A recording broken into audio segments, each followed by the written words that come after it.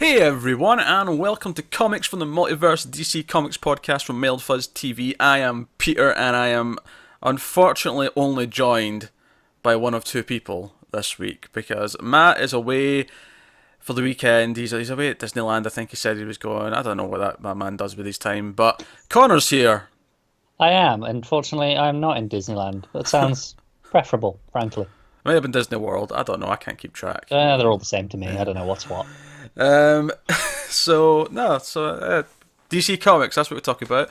And coming up on this week's show, obviously we've got some books. We have the first part of the Lazarus contract in Titans 11. We've got Detective Comics 956, Action Comics 979, Wonder Woman number 22, Supergirl issue 9, Batgirl and the Birds of Prey number 10, All-Star Batman number 10, Superwoman number 10, a lot of number 10s this week, Hal Jordan and the Green Lantern Corps number 20, New Superman number 11, and that was the last one. I just didn't realise it before I said it, so I never said and. I had to put on something at the end to make the inflection go the right way. There we go.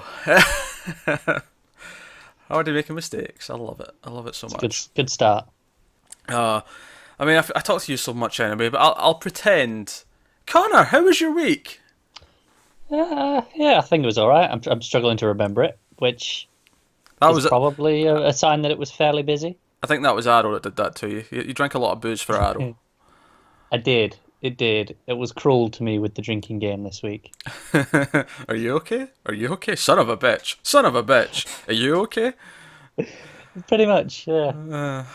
No, I mean, we finished Twin Peaks, and yeah, that was pretty cool. That's good. We've got the movie left. Still, we're doing that later this weekend, but yeah, it was nice to finish that. But nice big ending. It was fun. I equally busy week. It was mostly the same stuff, pretty much. I did a lot of TV. The schedule's finally going to start quieting down over the next couple of weeks, which is worth mentioning. I feel like we started the Patreon at a really weird month because we're so busy with the TV schedule that there's been less time for some of the bonus stuff that we wanted to do. Yeah, I will say I have been listening to the new Paramore album, and I've started a little write-up on that, so that'll be coming. Oh, that's cool. Well, I was thinking just specifically with comic stuff. Yeah. We have obviously the review of Aliens Dead Orbit up. I do know that me and Matt have agreed. I don't know if Connor's seen this, but me and Matt are going to cover Archie, the comic book, every month. I have not seen that, no. So we're going to do that every month. And me and Connor, we're talking about covering the new issues of the Power Ranger comic. I think the next one's out next week. It may be. I'm a couple issues behind, but I'll catch up for the new one. I think 15's out next week. Yeah, so that's some of the bonus bits we're going to do on Patreon if you want to see video reviews of that. There might also be occasional written content for if just one of us reads a book and we want to talk about it. Occasionally we're doing trades. I think we mentioned already in June we're going to do Black Magic Volume 1. All three of us I think are going to reread that and jump on for it. But so that's what's coming up in terms of that stuff. You do get to vote on our 5th week trade as well. You do? Oh, you're putting that here? I thought we were doing that at the end. Well, I was going to leave it till there, but seeing as you were discussing what was coming up and the Patreon, I thought, well, we might as well do it here. It's because it went from being busy to... Yeah, I know, right? So, yeah, fifth weeks, as always, there's only usually 2 or 3 books to actually do. So what we're going to do now in every 5th week is we're also going to talk about an old trade, an old DC Comics trade. And part of what you get on Patreon is you can vote on which trade that is going to be. If you're in the $5 tier or up, you can vote. We mentioned this last week, but we didn't have the options up yet. But the vote is up now. So if you're on Patreon, click on the thumb at the side that says Patrons Vote. It'll be one of the top 3 results because there's only 3 things that ever get voted on.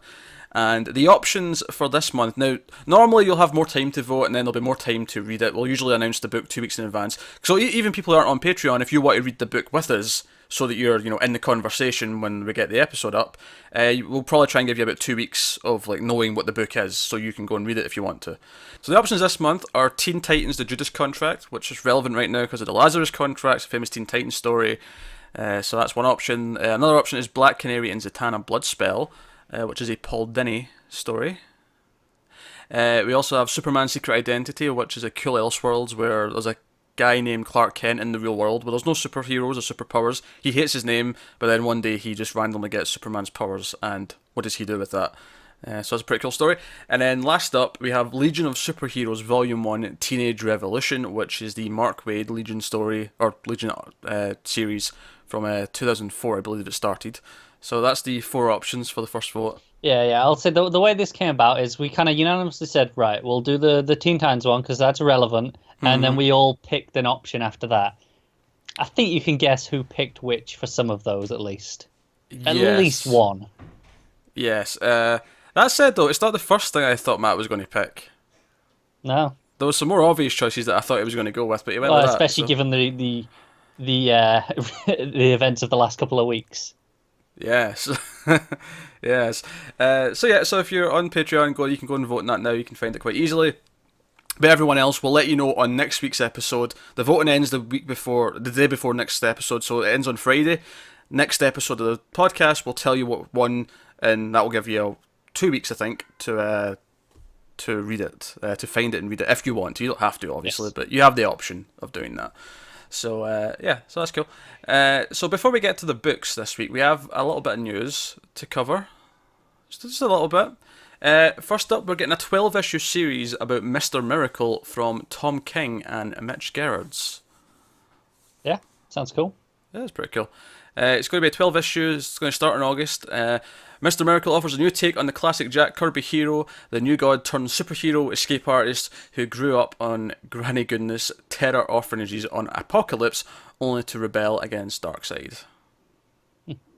I know that this has obviously been in the works for a while. A bunch of the other creators, now it's been announced, have said, yeah, they've read some and it's fantastic. I know Seeley was saying, God damn it, Tom, he pitched his own idea for this series and he got beaten out, but he can't even be angry because it's so good.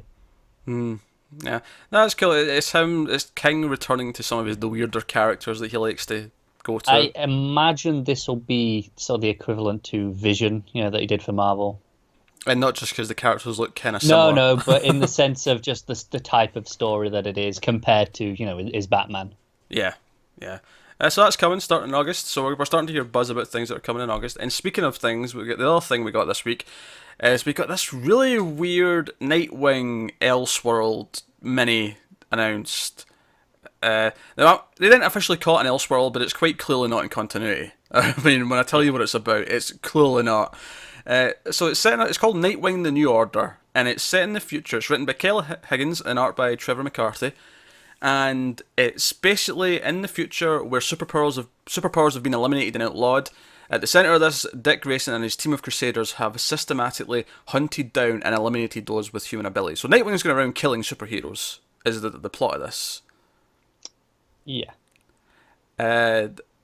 So my 2 points in this, I have no interest in this story. It's weird. I'm good.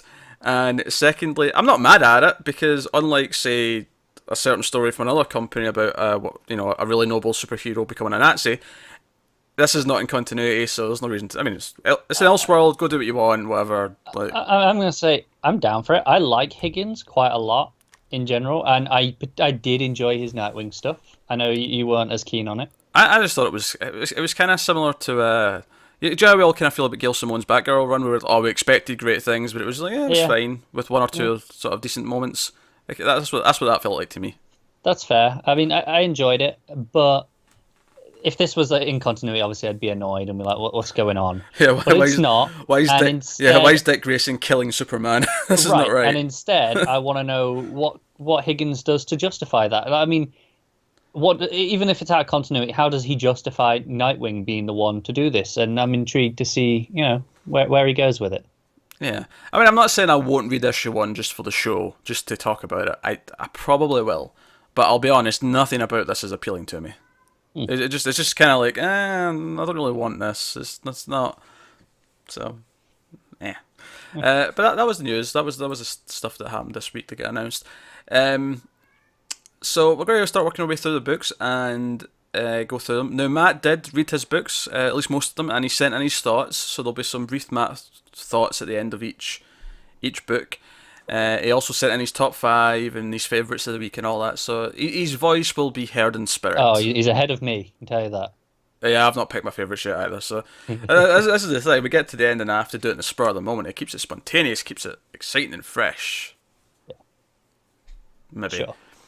Alright, first book this week is Titans number 11, which is written by Dan Abnett and Brett Booth. And you're looking at me funny. Why is Titans the first? Because it's the crossover. Crossover events get top billing. They do indeed, Yeah, and it's a special. it's Yeah. very I special. mean, it's definitely the first crossover of this family of the DCU in a while. Yeah, yeah. So basically, so this starts with a flashback to Teen Titans and like, basically the scene from Judas Contract, where Grant dies, Deathstroke's son, and we get catapulted to present day. Deathstroke's got his eyesight back, which is something that he lost in Deathstroke. If Yeah, you hadn't been this reading part's that. probably my biggest concern with the book. It kind of feels like it just brushes over Deathstroke in general, like as to what's going on. It's like, okay, let's just get back to where we need to be really quickly. Yeah, I mean, I've not quite caught up in Deathstroke yet. I'm like 4 or 5 issues away from the newest one. I will soon enough. I was intending on finishing and catching up for this starting, but it didn't happen. Like I say, busy. But I have a general because I've read a fair chunk of it now. Though I've got a better understanding of what's going on with them and the other characters he's referring to and stuff like that. But yeah, so the plot of this one is basically that Deathstroke kidnaps Wally and has him in this weird, speedster lock contraption thing. Yeah, it's like it's kind of the treadmill, but with these arms that hold him in. Yeah, it's like a cosmic treadmill kind of vibe to it, but it's got all these arm things that are holding him, and he's also dosed him with like truth serum or something like that because he keeps asking questions, and Wally's like, "I'm not telling you that," and then he tells him the answer, and went, "Stop it! Stop making me do that." Yeah. Yeah, so that's the thing, and basically he wants to use Wally to go back in time and save his son, but he tries to make him a deal. He's like, "Look, if you do this, I know you don't want to, but if you do this, I'll stop being Deathstroke. I'll give up being a mercenary, an assassin. I'll never kill another person again. That's the deal." And Wally's like, "Look, as tempting as that is, we can't mess with space and time." It's like, "That's all right. I've got a contingency." So the big ending of the book is that he pulls out new Wally, who's also strapped to this similar kind of device. Yeah. And new Wally, well, he's met this Wally, didn't know he was called Wally. He just knew him as like a Flash. And he's like, "Wait, you're Wally West? You can't be Wally West. I'm Wally West." And that's what we end on. Yeah, I mean, it was very much let's set up the story and get the pieces in place, which is fine. And I honestly think if there's a book I want that to be done in, it's Titans, because it's probably my least favorite of the bunch. Says the man who's not been reading Teen Titans. I've been reading it. I've just been reading it late. All right. I liked it. It was. I think it clearly sets up what the story's about. It clearly gives us an interesting goal. Like the fact that Deathstroke's willing to like give up everything he's been for basically his whole life if he can just get his son back. It gives it a kind of a nice emotional core. He's the villain still, but he's a sympathetic villain. There's a sort of goal in there that you can kind of look at. Yeah, it really lets you know what sort of mindset Slade's in right now. Where because obviously it's very clear that Grant died. It even says at the start, and then it just says many years ago. I don't think it specifically times it, but you have to go right. Why now? What's put him in this mood to do it now? Which is I think that's it. Really shows you something's changed for Slade at the minute. Yeah. Obviously, I mean, it's Brett Booth who's been doing that for Titans anyway, so same rules apply to his art as what we've said in the past issues. Yeah, I think my biggest problem is actually the final page, which is an annoying place to have a problem. It's the new Wally West's face as he's saying it. It just looks a bit goofy. It just doesn't really work for me. But again, that's Booth a lot of the time with things where it's still an action. Yeah, he kind of over animates because he's not very good at just like conversation scenes, which is I mean, it's a bit more than a conversation scene, but it's definitely more like that than anything else. I like what it sets up. Obviously, it sets up in a little thread where the Titans are fighting these like henchmen from Hive, or at least they think they're from Hive, but they're not from Hive. And one of them like says to Dick, Lazarus hired us. We've got a message. The contract is off, or the deal's off. And he pretends he doesn't know what that is, but Omen kind of reads him and can tell that he's lying. Yeah. So that sets up a bit of mystery. I'm not quite sure what that's hinting at. Like, what does Dick know? I don't know. I'm assuming Lazarus is Grant. Yeah, I mean, I think that's the obvious thing to assume. Yeah, I've got nothing else. Yeah, like it opens with that. It's all about that for Slade. It's the only thing that makes sense right now. And I guess then it's a question of if he's already alive, is it because Wally's already messed with time and this has just happened? It's on a loop. Yeah, I mean, is it like what if Deathstroke already knows? What if saving him means okay? Because of what happened, he became this awful villain person. I want to save him, and by saving him, it just means going back and fixing it so he never becomes this kind of thing. I don't know. I'm just I'm just poking at ideas based on what's there. It's possible. Assuming that Lazarus is because it's the Lazarus contract. Maybe he's been hired to kill Lazarus. He knows Lazarus is Grant, so to do it, he's going to go back and save him before he becomes Lazarus, rather than kill him. Yeah, because he doesn't want to do it. Yeah. Oh, that would work. I'm mostly pulling that out of my ass, admittedly, but I think it would work. Yeah, I agree. I will say, I mean, as much as we talk about Booth's art in sort of a negative light at times, I do like his layouts. Yeah, no, I'll give you that. I like that they're always, or at least here, they're slanted. They're just not quite straight. They give it the sense of momentum that his art can have. They give it a sense of momentum. They also, like, see the second last page before we reveal Kid Wally? Kid Wally, you know what I mean? Yeah. We've really got to have a better way of differentiating these. Yeah, new Wally. But it's these slanted panels, but as they're going down, it's like this. It's almost, it gives you this momentum, but also this falling sensation because they're sort of falling away further as they go down. Yeah, and they overlap at the edges as well. And it's almost like something's falling off of a table, kind of motion. Yeah, and when Wally sees Wally at the end, where he says the power, he says, "Oh no," that's where it's completely fallen off. So it's like the penny's dropped, so to speak. Yeah, so I mean, I don't think Booth is terrible. Obviously, he has his problems, but I do think his action layouts are pretty good. Yeah, faces are really his weak point, which it can be such a drawback in these big emotional moments. The beat at the end there, like that's supposed to be the big moment to end the start of your crossover on, and it loses it a little bit because I'm just going, that looks a bit weird. But at least this does bring in the Teen Titans, so obviously they're going to team up to try and get their Wallies back. Yep, and makes sense. We'll see where this goes with Slade and like. I'm just excited to have Damien interact with everyone, frankly. As am I. Damien and Donna might be a good combo. I'm not. In fact, one of my favourite little funny moments is one of the henchmen they're fighting at the start says, "Don't let the woman in black hit me again, please," to Dick. And that just made me crack up. Yeah. But I know it was a solid start to the crossover. It made it feel personal. It gives a sense of what it's going to be about, and I'm looking forward to Slade getting some temporary Speed Force powers, however that ends up happening. So, cool. So that's Titans number 11. That'll take us on to Detective Comics. Well, hang on. Oh wait, sorry. What did Matt think? Oh, of course. I do this every time. Every time he's away, I forget to say what Matt thought. Right, where's his Titans start? Right. Calling it now. Grant is Lazarus, and the contract is from him. Oh, I said it was for him. But he thinks the contract's from him. Interesting. Okay, it'll make Deathstroke redeem his falling son. Also, why would Dick lie? Tempest is finally called Tempest, and was hilarious. Okay.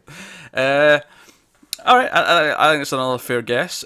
We seem to agree that Grant is probably Lazarus. But, I mean, Matt's not here to explain why he thinks the contract's from him, so it's a bit unfair. I mean, I could assume just based on the wording of the Lazarus contract. Your way is probably the more obvious one to me at first, anyway, because it's like you name it after the target. Whereas his way is it's come from him, so it's Lazarus's contract, so to speak. Yeah, I think I just, at least now, I mean, if Matt was here to explain what, his thinking with this, I'd probably maybe see his side of it, but at least right now I like my way better because it just makes it more personal and heartfelt for Slade, that he's trying to avoid killing him by going back and saving him to stop him turning into this. I like the time travel kind of fun of that. Yeah, I mean, it's definitely getting into some time travel-y fun either way, potentially. Yeah. Alright, so like I was saying, that leads us on to Detective Comics number 956, James Tynion the fourth, or Tynion the fourth, and Marcio Takara on art. So this was the conclusion to this current arc with Cass as the focus. A lot more of her fighting Shiva with the rest of the team down in the sewers. Also, you got Daddy Kane trying to like get in there with his virus nanobot thingamajigs, try to kill everyone, and then realize, oh wait, no, Kate's not dead. Pull back, pull back. So there's that, and then there's a nice tease at the end for, you know, of course, a certain magical lady who might be appearing in the next arc. I'm more than okay with that. I'm sure you are. What do you think of the issue? I thought it was pretty good. I had a few complaints in terms of structure, as well as just a lot of the characters felt like, well, what was their purpose in this? I know it was Cass's arc, but this is still a team book, and if you're going to have them around, I feel like they have to be doing something. It was most notable for me with Luke and Azrael. So they go off to defuse the bomb, and then Raz comes in. Is like, right, I'll sell the bomb, and they don't really do anything. That doesn't bother me so much. As much as I get it's a team book and they have to have stuff to do, it doesn't bother me that when there's a focus on one or two of them, that the rest are just there and being fighters or whatever. I don't know, but it felt like they just shuffled them out of the way, and it's like, right, we'll catch up with them right at the end. They didn't really do anything. They didn't contribute to anything really. I tell you this though, I liked Clayface and Batwoman. That was cool. Yeah. Yeah, Clayface like disguises them both as like League of Shadow ninjas to like sort of blend in because some of them are waking up. Yeah. And he's like, yeah, that's going to be weird for you just as much as it is for me. And he like covers her in his own clay and like gives her a disguise. I think that's why it bothers me more with Luke and Azrael, because we have these moments with Kate and Clayface, which is like, oh, this is great stuff. Even like they're not the focus of the issue; it's still Cass's story, but they have great moments. Whereas Luke and Azrael are just like, forget about them. We'll get back to them at some point. Yeah, and Cass does beat Shiva. She beats her in a fight, which obviously is a big deal. It kind of rounds out the arc nicely because she couldn't do that at the start. But before Shiva gets carted off by Raz, Shiva does whisper something to Cass, which we don't get to hear. Yeah, I'm sure it'll come up later. I'm sure it will.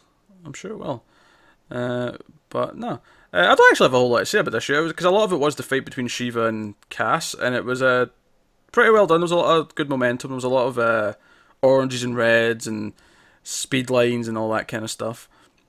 Yeah. A lot of close-ups on Cassie's eyes, which I really liked, especially when her face was like stained with blood, which I thought was a really nice little touch. No, I agree, and it was nice just to see her eyes just in different directions, like because that's her whole thing. She reads people, so just to see the subtleties of just her eyes, taking it in, it works a lot for me.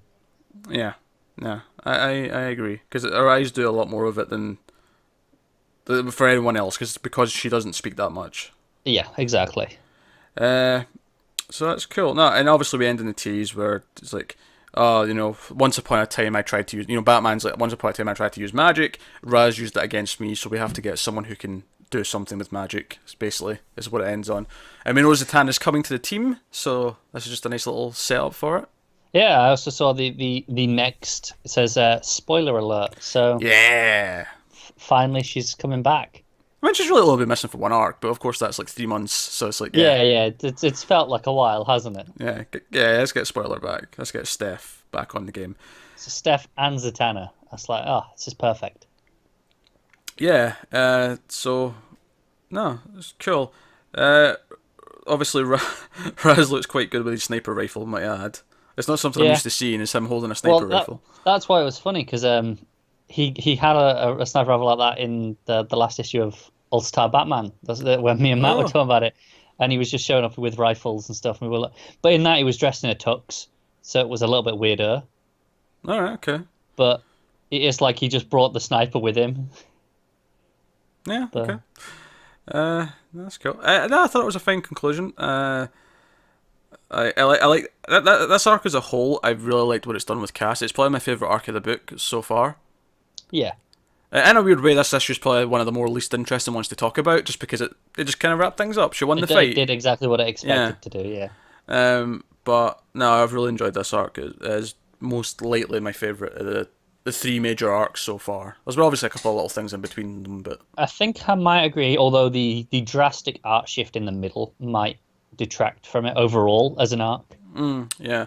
Which is funny because we complained about when that shift happens, but we didn't really complain about it in this issue in the last one because it was just a new art style. Like, at this point, it was just it's a tonal shift that happens so drastically in the middle of a story that I'm not sure overall. You know, you sit down and read this as a trade, it might feel a little bit distracting. Yeah. But story's on point. Detective still firing on all cylinders. If anything, it's getting better. It's actually really funny that this started stronger than Batman, but both this and Batman have both consistently seemed to improve as they've went along. Yeah. It's also interesting, obviously, that when we were setting up the League of Shadows stuff early on, it seemed like that was going to be like a big endgame maybe for the series. Whereas it's like, clearly that was just the beginning. Yeah, there's something bigger. Raz is involved in something. There's all sorts of stuff going on. Obviously, Shiva seems to know something. This whole magic thing is coming into play. There's clearly a lot going on that he's setting up. And it doesn't feel like we're even late into the run. It feels like this is still early. This feels like maybe like end of Act 1. Yeah, if that even. If that, yeah. I mean, I might say that more after magic's involved and that's established. Yeah. And go from there. Which is great, because I am all for this being a nice long run that takes up a couple of omnibuses on the shelf once it's done. Yep, that's perfectly fine by me. So that's cool. There you go. That's Detective Comics. And what did Matt think? What did Matt think? Good, Connor. What did Matt think?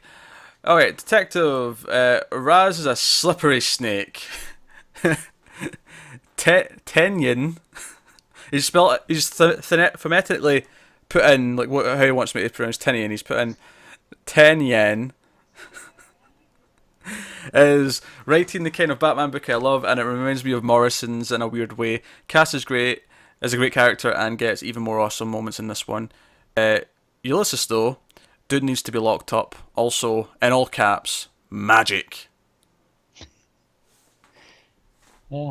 No, he's right on Ulysses. Yeah. Oh yeah. That guy is creepy. Although he did kind of have a point when he was talking to Daddy Kane. He was like, "You're going to abandon our entire plan just because your daughter might survive a probably lethal stab wound."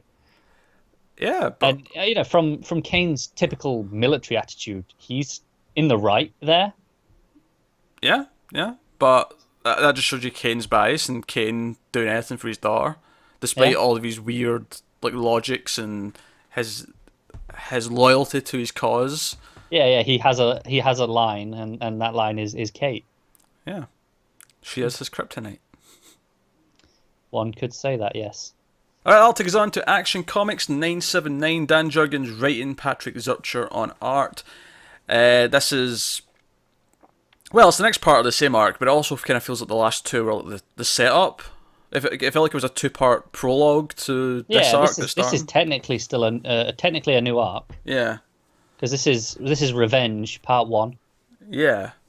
But like I say, because we were establishing the Revenge Squad in the last little bit, it does feel like that was just part of this still. Yeah. So basically, Eradicator goes and gets Mongol, who's still wrapped up in Black Mercy from Trinity, might we add, and gets him on team, and they go and steal, what was the name of the stone? The Oblivion Stone? I think so. Yes, Oblivion Stone. Yeah, it was in Superman's Himalayas fortress, and some of Superman's like sort of alien friends who can't leave the fortress because they can't breathe on Earth, they try and protect it, but unfortunately get killed.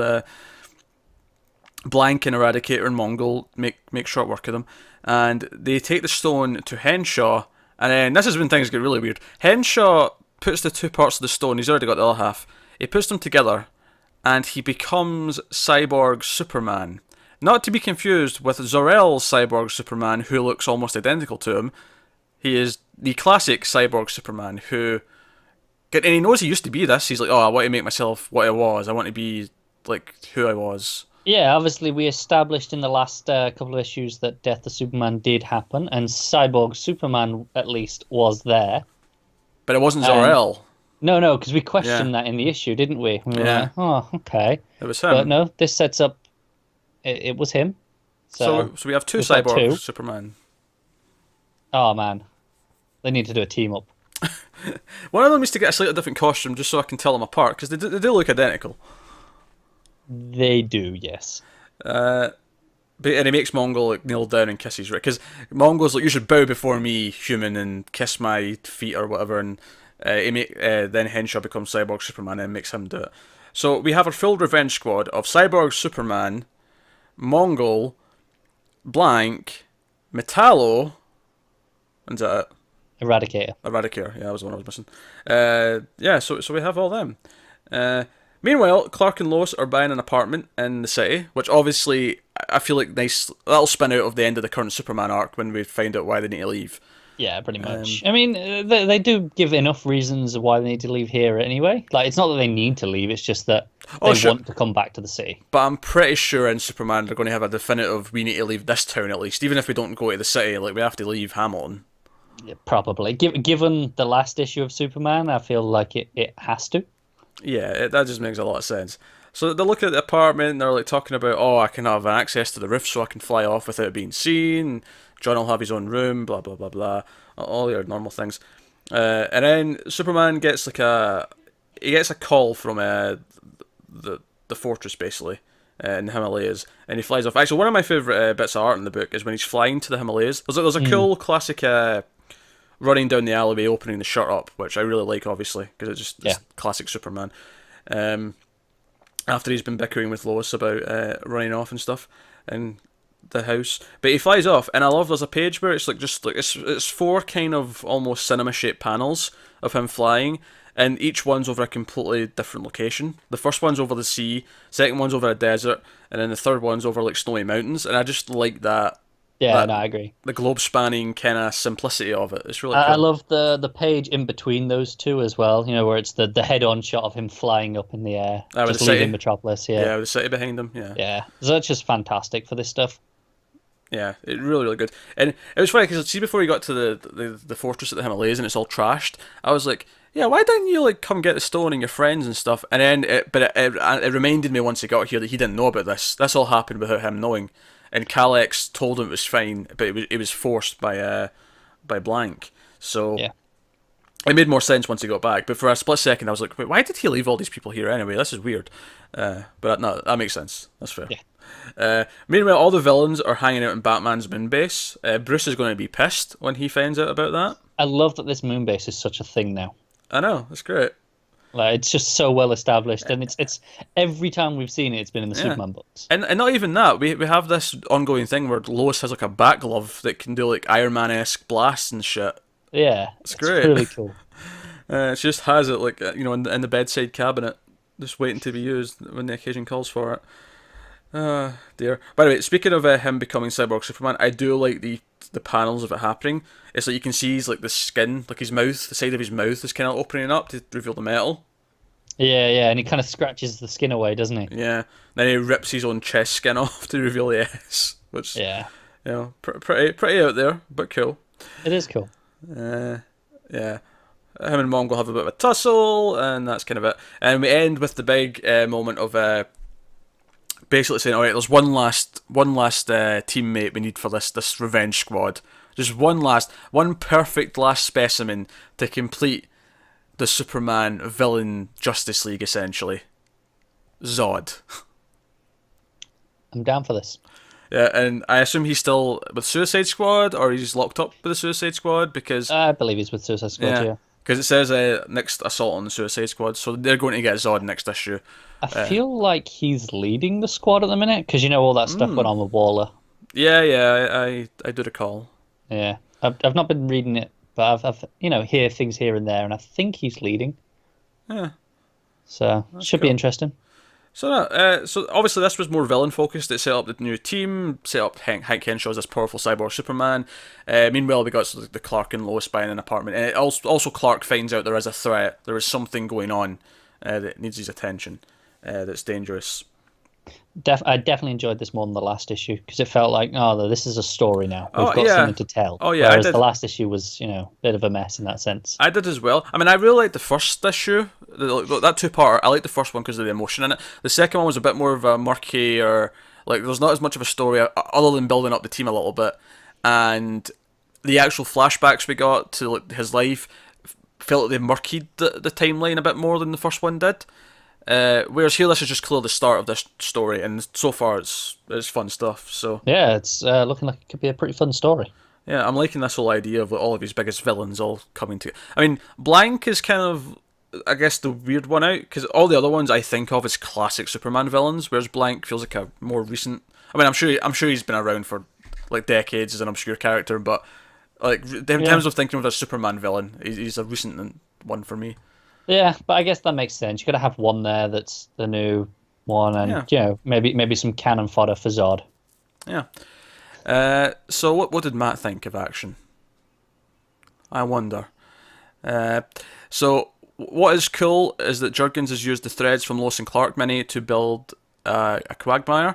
He's also cool that he really gets the Lois and Clark relationship, which he does. Their banter as they're looking at the house and stuff at the start was great. And they're talking about how coming back to city life, they're worried about like John adjusting to city life because he's always been in the country.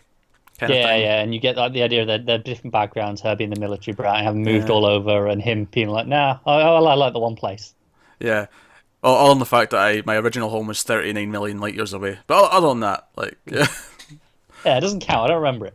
Yeah. But I just like Lois's reaction to that, though. I hate when you try to one-up me. He's Superman, he can one-up everything.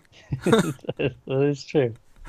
He also said, what about Supergirl, Cyborg, Superman? Is he a copy now, or are there other things that can alter reality? I feel like they both exist, but maybe once the timeline reset with Superman Reborn, maybe Supergirl, Cyborg, Superman went away? But I don't know. It'll depend if Supergirl references it soon, I guess. Maybe. It'd feel weird to undo that story that was the start of her, that was her first rebirth story. I think there's more. What I've got a funny feeling they might do is they might tie their origins together so they both get created the same way from the same source kind of thing or something like that. Yeah, maybe. That makes sense. I can see it. We'll worry about that later. Yeah, worry about that when they bring it up. But there you go, that's Action Comics. That'll take us on. I just say, I really like how the first time you didn't forget about Matt was a Superman book. Yeah, I know. Especially with a certain thing being forgotten recently. It's nicely ironic. All right, Matt insists something's been forgotten. I don't know what you're talking about. Nothing's been forgotten. Yeah. He's on about this Connor fellow who isn't you. No, I don't can only be one.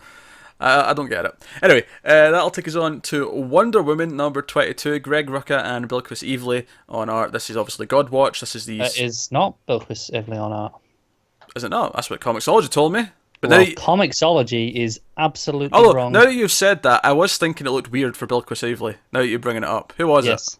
It is Mirka Andolfo. Okay. Who we have seen somewhere in Rebirth, because I mentioned how I saw their art in Bombshells and was enjoying it there. I can't remember what book it was on in Rebirth though. Yeah, probably filling in for someone for an issue. Yeah, okay, that makes sense because I actually did recognise it looked really different than usual. Yes. But, yeah, okay, fair enough. So, this is set in the past, although we're getting closer to present day, because it says it's 8 years since Wonder Woman left Themyscira at the start of the issue. So you get this sense that we're building back towards roughly present day. And this was kind of a weird one to start with, because it's like, what's going on here? What is the premise of this? So basically, Wonder Woman is taking part in a charity auction to get a date with her. She's one of the, sort of the what's the female version of Bachelor? Bachelorette? Yeah. For some reason I doubted that. I thought of that and went, no, it's not Bachelorette. That sounds wrong. What's the word? What's the word I'm looking for? But yeah, I'm pretty sure it is. That's fine. That is. I think it is. I'm just having a moment. But But she's a bachelorette, and she is being auctioned off. And Bruce Wayne and Lex Luthor are in a bidding war to get the date. They're going up in the millions. They're having a proper dick measuring contest, glancing over at each other as they try to outbid each other. And then Veronica Cale just comes in and offers like twice their top bid, and wins the date. And I was like, oh, what's this about? What's going on here? Yeah, where's this going? Yeah, obviously she wants something, but I'm not sure what. And she takes her out, and they sort of exchange a lot of small talk, and they talk about their lives and their differences and whatnot. And then eventually, like, Veronica has this guise of she tries to help this child trafficking thing, and the criminals behind it want her, so she's brought. This is what she's pretending is going on. So presumably she's just hired these people to attack her. But Wonder Woman has to like help her, and she uses the lasso. I really like seeing Diana do stuff in her civvies. Yeah, it was kind of cool just having her in like jeans and a shirt. It was nice. It still keep the color scheme with the blue jeans and the red shirt. Yeah. But I don't know. I remember like the start of the New 52, and it was like Superman jeans and t-shirt, and everyone hated it. Whereas here, it's like, I kind of like it. It works. I don't mind it when it's not. I wouldn't like this to be her costume. No. I'm cool with something happening while she's in her civvies and she deals with it in her civvies. That's fine, but yeah. But no, so that happens, and it turns out the whole reason she was doing all this, it was to try and let her computer to analyze the lasso and the power that comes off of it, and try and like figure out where Themyscira is based on that. It's all just a kind of a ruse to get close so she could do that. And they're like, it's giving off this weird energy. It seems like it's pointing to all these locations, but there's nothing actually there. So this is what it brings the idea that it's like a different dimension, that it's like a hidden like gateway to Themyscira, rather than just being a place on Earth. And that's cool. But my favourite part of this show is the ending, because Wonder Woman shows up. And it reminded me a lot of like classic Superman stuff, like very Lois and Clark episode 1, where he comes to see Lex on the balcony, and it's just like sort of letting her know that she knows what's going on. And she gives her the watch, the warning signal watch that she gave to Barbara Ann, and that was tampered with so that she would never get the message for help, which resulted in her becoming Cheetah. And she specifically mentions, this belonged to Barbara Ann, you may know her as Cheetah, and flies off. And it's just this like, I know who you are, I know what you've done, I am watching you. And it's just this great... It's just what started off as a really weird issue. Like, I'm like, what the hell's going on? Turned into this great little kind of like power play where they both know that the other one's up to something, but they're playing nice. They're being friendly, and it's fun when that happens, isn't it? Yeah. So no, as I say, I like this a lot. Yeah. How did you find the art, given that it wasn't the regulars? It was very. It reminded me of something that you would see on like a Supergirl book, or even like on an Archie book. Like it felt like the sort of thing you would draw. Younger, maybe. Yeah, it felt like you would. Yeah, they were teenagers almost, like going out and like for a fun night kind of thing. Yeah. Also, I like this. Just Veronica says to Wonder Woman, "Oh, that excuse for chicken at that banquet was horrible. Let's go and get some proper food." And it cuts to them, and it looks like they're eating cheeseburgers. And well, I agree. To me, that is proper food. I feel like a rich person's idea of proper food is actual. I imagine that's the point where it's it's supposed to show. No, she's normal still. She's still a normal person under it all. Well, I think that's what this has done so well, as we've talked about this before, is how much sympathy we have for Veronica at this point. Like all this stuff in Godwatch that's shown what happened to her daughter and what she's had to go through. We don't actually hate her. We see sympathy in her, and I think this issue works even better for that, because you understand why both characters. Because at that moment at the end, I think why I love it so much is because Wonder Woman has a reason to hate her now. She took her friend and put her in danger. And she has a reason to have a grudge, but you understand why she did it. So it's this great thing where you can see both sides of the tragedy. And agreed. Also, I feel like we don't see Diana with the cape often enough, because it looks fantastic. Yeah, do you know what? I didn't even think about it, but you're right. Yeah, I noticed it here. I was like, the costume looks really good here, and I was like, it's the cape. We don't see her with it very much, but it's the blue cape stands out nicely. Yeah, and you only see it in the last couple of pages. Yeah. Because most of it she is, as we said, because even before the civvies, she's in like a dress, she's in like a fancy evening gown kind of dress for the auction. Yeah, I like how that dress kind of reminds me of something you'd see in like like it seems to sound like very like ancient Greek almost, Roman, that sort It of. does. It looks like something you would expect to see when they're doing like a play about the gods, and they're Yeah, yeah exactly. So I really appreciate that little touch. yeah yeah that was cool. But I just do you know what I liked about it as well is I liked when she put the broken watch thing, the signal watch, in her hand. I liked just how much weight that carried, because I went, Yeah. oh, I know what that is. And it was just this, it was this great moment of like realization that she knows exactly what she was up to, and it was just Yeah, yeah. It's great when they're just playing each other. And I actually really like Veronica's facial expressions. Just before she's giving it, she looks down, she kinda looks ashamed. And it's like, yeah yeah, she's not proud of what she's done, I don't think. yeah no I can see that. So that was good. As much as it was different than normal, I did like it a Yes. lot. Maybe the fact that they feel younger feels a little bit strange, but maybe that ties into this whole idea that they're putting on this show, that they're pretending to be more Yeah. innocent than they are. They're both pretending to be, oh, I'm just an innocent superhero, and I'm just an innocent rich billionaire who helps kids. Like they're putting on this show, and you associate innocence with youth, and so maybe that kind of works in a weird way. Yeah, no, I see it. Wonder Woman, still great. Another great issue. And We only got. I'm sure Matt is pissed that he missed a Wonder Woman week. I know, because we only have 3 left plus an annual. That's all we got I know, left. I know. And even then, the annual's not just by Rucka. There's multiple stories in there. Yeah, yeah, but it's got Scott back for the annual, so That is okay. true. That is true. Uh, okay, so Matt thought solid art, but not evilly. Very good. Rucka has made Kale distinctive from her other villains, and are uniquely a Wonder Woman villain, which Wonder Woman needs. It felt like a filler issue, but not to the level of issue 8, the Barbara Ann issue. Of course, he got that in there. I want to point out the word filler there. I don't know. I think that's a bit harsh to call that a filler issue. Yeah, I think this plays in very directly to the story, maybe even more so than the Barbara Ann issue. The pedestal that is issue 8 of Wonder Woman. Yeah, I hate mentioning it because it means I have to, give him. I feel like he gets this spark of awareness every time it's mentioned on this show, even if he's not here. He's Yeah. like, oh, they're talking about it. Right now, he's sitting in a giant Mickey Mouse that's going down a roller coaster, and he's just wait a minute, I just felt something. Yeah, but he's going, they're talking about it. I win. but that it felt like a filler issue in the sense that it was very separate from the current story. Whereas this, I feel like if this had been evilly on art, I don't think he'd have said it was a filler issue. Yeah, I feel like he just said it was the next part. You think he's maybe kind of just It's a fill-in artist, definitely, but I think that is not a symptom of it being a filler issue. It's almost a subliminal thing with him, maybe. Yeah. Yeah, that's fair. Cool. All right, we're going to pause now because I need to let that cat in because he's being obnoxiously loud and it's really distracting. Yeah. All right, that'll take us on is Supergirl issue 9. Damn cat. Issue 9 of Supergirl. Steve Orlando writing and Brian Ching's back on art.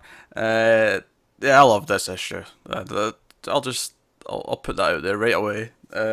Batgirl's in National City because this company's putting on a show about their new Phantom Energy, which uses Phantom engine technology. They don't know where it's got it from, so Supergirl's going there as well to investigate.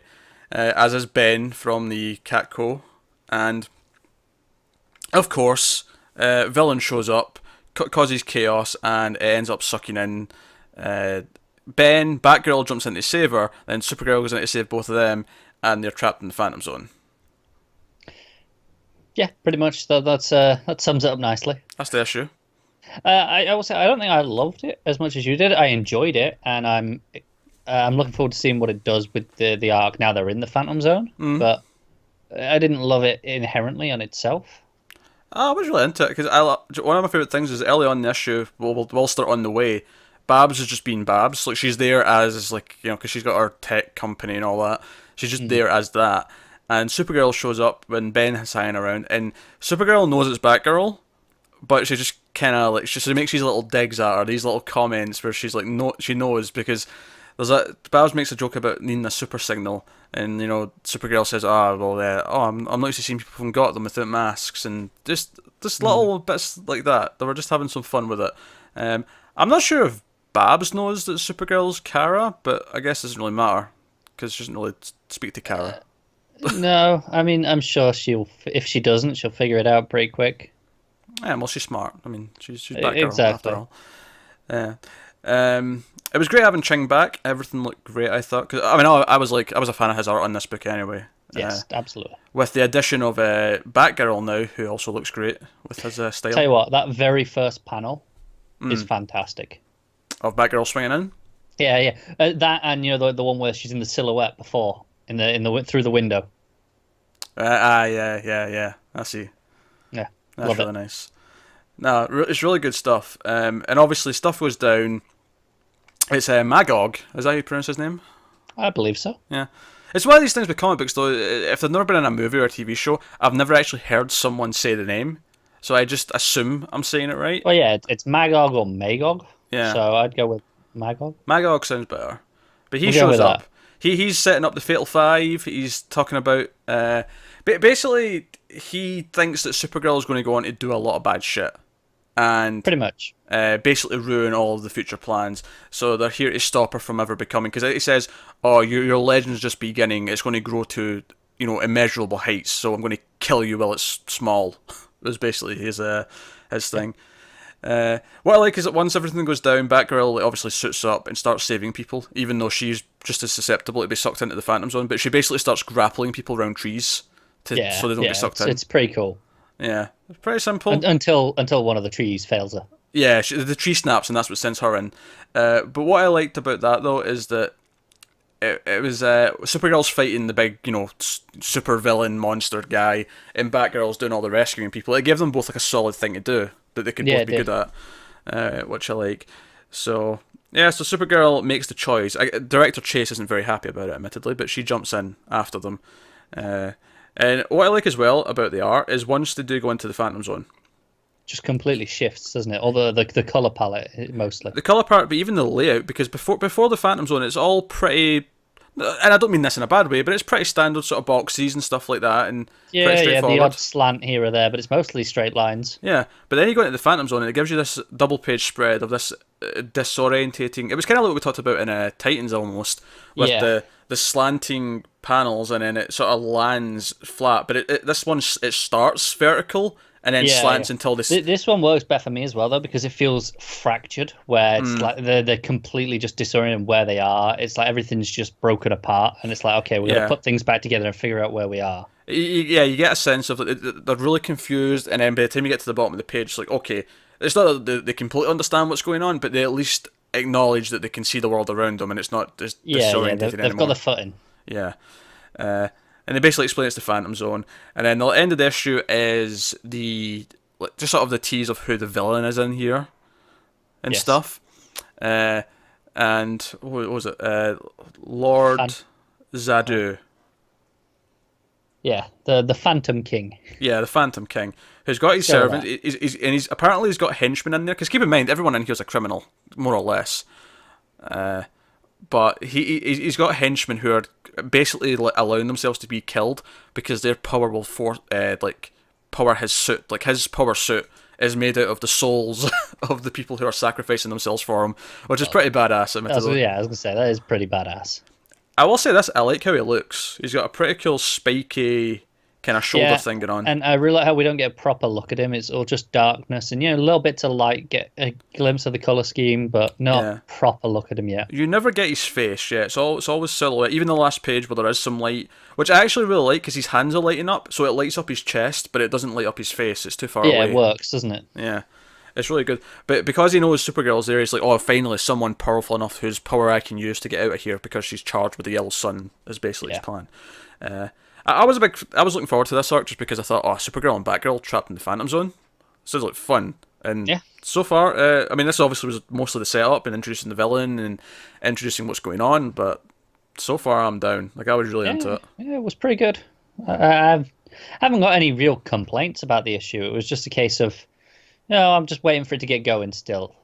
It's a typical issue one of a story where often they suffer under the weight of setting up the story. Yeah, that's fair. I think when it comes down to that, it's basically just a case of how much do you like the story idea, and so far I'm super into it. So No, that's fair enough.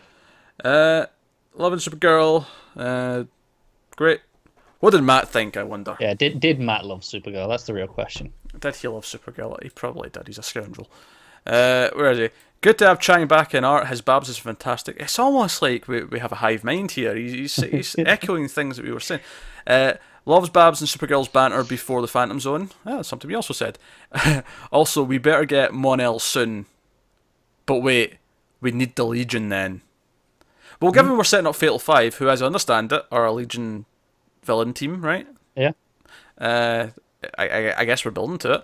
Yeah, they're still talking about Emerald Empress, obviously. Yeah. So I wouldn't be surprised if Mon-El pops up in the Phantom Zone, given that was a big thing back in Johnsy's Superman Action Comics run back in the day. So it would make sense to me. I'm actually surprised he didn't say we better get someone else soon in the Phantom Zone. Hey, there's got to be somewhere for him. But Mon-El does exist, unlike this other Phantom that. Phantom, yeah, very good. Yeah, I thought that was good.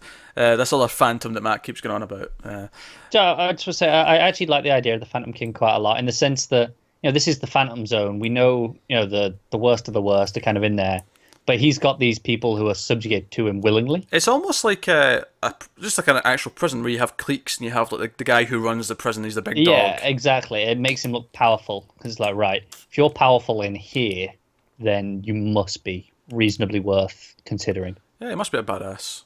Yeah. All right. I guess that brings an end to Supergirl. And this actually gets us into the weird part of the show, which I guess is counting as the quick section. We have 5 books here, and this is because Matt's not here, so Matt would have read some of these, making them doubles, but as it is, it's 5 solo books. So we've alternated them, so it's just not one of us talking for the whole time. We planned this better than last time. Yes, we did. So first up, I'm going to talk about Batgirl and the Birds of Prey number 10. Julian Shawna Benson writing, Roge Antonio on art. And this was the end. This was the conclusion to the sort of 3-issue arc that we've had recently with Black Canary got undercover. This villain Blackbird's been sort of training people with powers and then stealing them for herself. So this issue was basically Batgirl, Huntress, Nightwing, and Green Arrow as a team going to save Black Canary and try to break her out of a mind control kind of spell. Some cool, and they basically succeed is the gist of it. But there was some cool things in there, like Huntress calls I think Tiger from Spiral, and uses the Spiral technology they've got to withstand the mind control that the villain's got. All right. So that was a pretty nifty little thing. Other than that, it was just another kind of fun issue. They teased more of the New Oracle's sort of shadiness. Where the team's finally starting to accept him as part of the team, but he needs these pills for his health, and whoever's giving them are now withholding them until they get to meet the Birds of Prey. So that seems to be what we're setting up the next issue for, and that's pretty. I mean, I'm not like necessarily in love with that tease. Like, I like the idea of them having an Oracle, but the actual the actual guy, his story, like I'm not sure where it's going yet, and it could be great. Obviously, mostly what I liked about all this was sort of the team up between the 4 heroes. Dinah and Ollie had a couple of cool moments with each other where he's like, "Oh, I'm going to," even though she's mind controlled and they're fighting her, he's like, they sort of grab her with like a bit of cable so they can hold her, and Ollie's like, "I'm going to be paying for this for months," even though she's mind controlled and they have to stop her. He knows he's going to pay for this. And when she snaps out of it, actually, she immediately says, "I've got rope marks all over me." And it's like, all right, she's back. It's her. It's good. Also, one of my favourite little moments is when they're basically this all goes down at the clock tower, which is where Blackbirds went, and when they're going up, Nightwing grabs Babsy's grapple gun and says, "Going up," and she's like, "Don't mind if I do," and then she realises like midway up, like, "You lost your grapple gun, didn't you?" He's like, "Yeah. I'll thank you for the lift then," but he grabbed it and he went up. But no, so no, there's another fun issue. I think it's a very pulpy book, where it's very simple sort of superhero stories, but the team kind of bonds, and I like how it's bringing in these guest stars, like it's bringing in Green Arrow, which relates to Dinah, and it feels very much connected to the Green Arrow book a little bit because of that. Nightwing, it feels very connected. In fact, the Gemini, who's the sort of villain. Well, she's not really a villain, she was being mind controlled, but this was the first metahuman that Blackbird was controlling, and she took her power.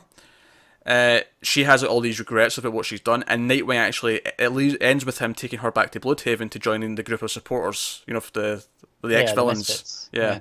And I thought it was really cool. It was a nice way to tie it in. Oh, you're feeling all sort of regretful, you're struggling dealing with all this stress of all this guilt. I've got a group that deals with this. And he's like, I'll take you back to Bloodhaven. And, that's pretty cool. Yeah. So I'm wondering if we're going to see her pop up in Nightwing, maybe. Yeah, maybe in just like a little bit when when the whole group's together. Yeah, in their meetings. Yeah, so maybe Gemini will be in that group now, and that'll be kind of cool. If they do. Also, another little fun moment is Nightwing has a grenade at one point, and he throws it into the air and tells Huntress, like, on your 6, and she shoots a bow from a crossbow, and it pulls the pin out. So that the grenade, when it lands, goes off. And she turns round to him afterward and says, "Why didn't you just pull the pin?" He's like, "What's the fun in that?" Sounds like Nightwing. Yeah, it was just flashiness for the sake of flashiness, but it was pretty cool. So I'll give it that. Yeah. But no, that was the gist of it. Tease for next things, fun little crossover. I think if you dig the characters, that's pretty cool.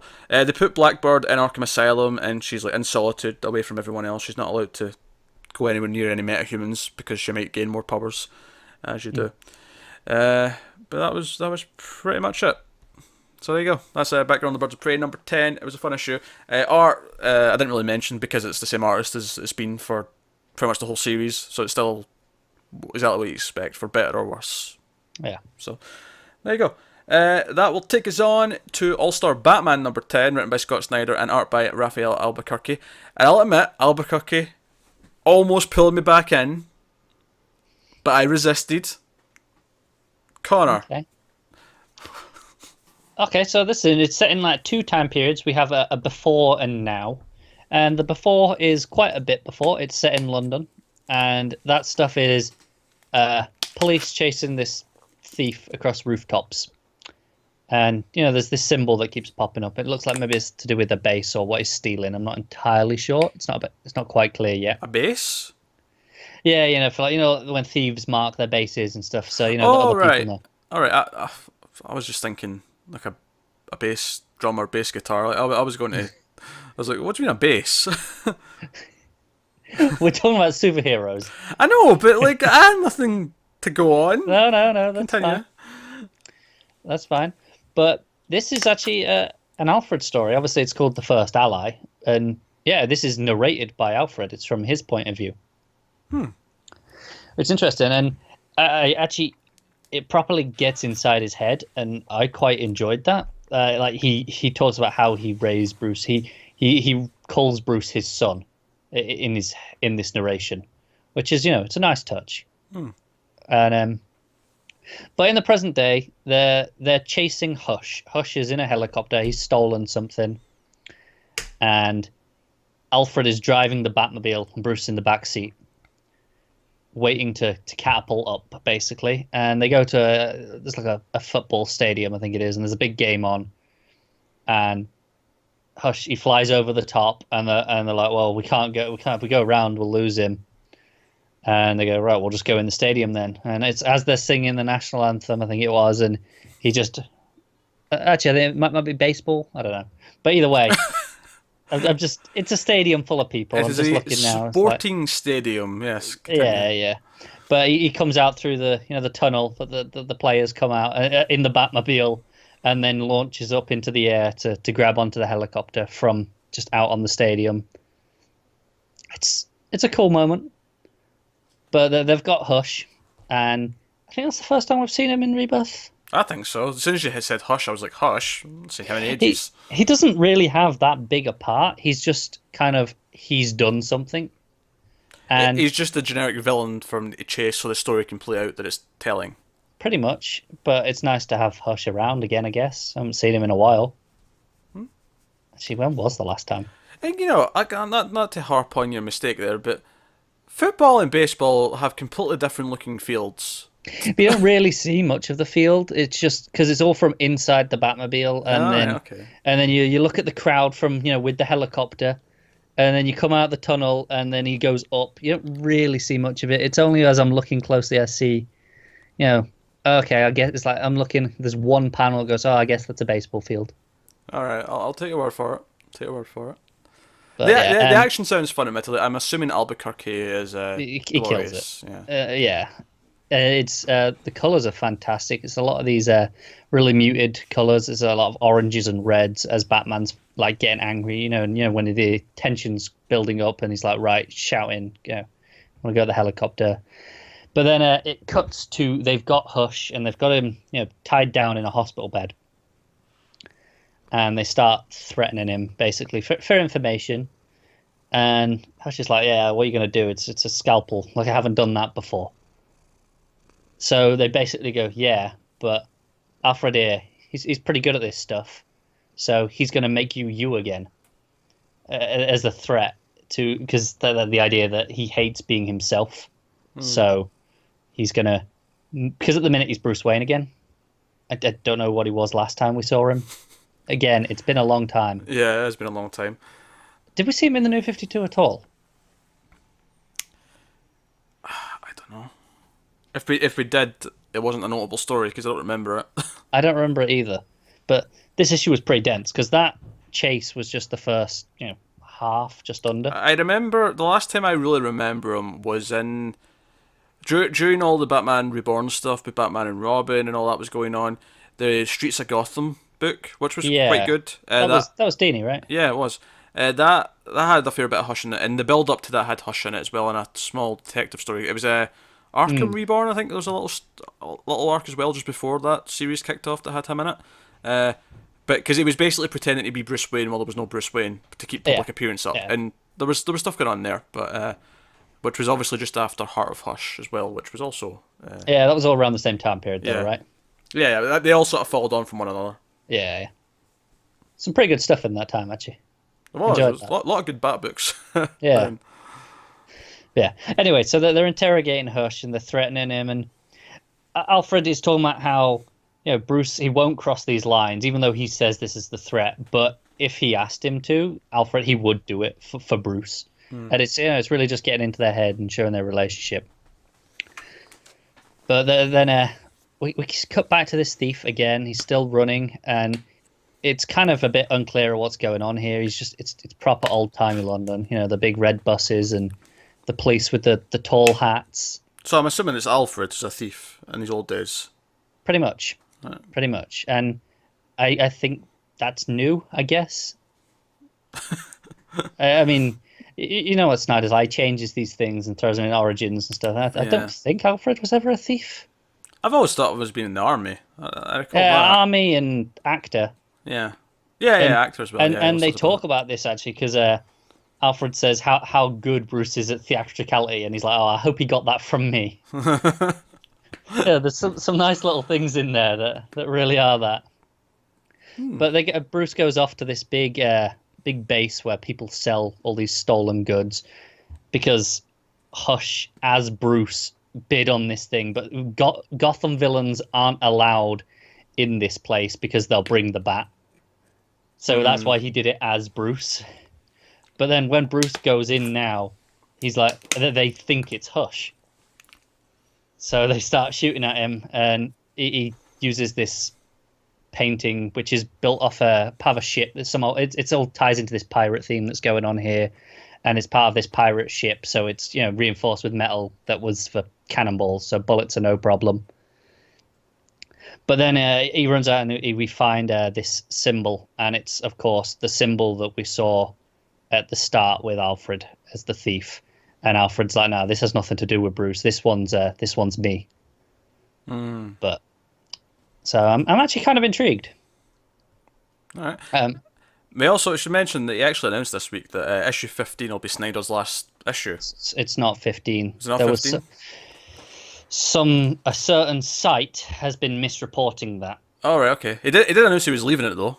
He did. There was a certain site, which I don't want to name because it's awful, but you all know what it is, that took a interview done with Newsarama, I believe it was.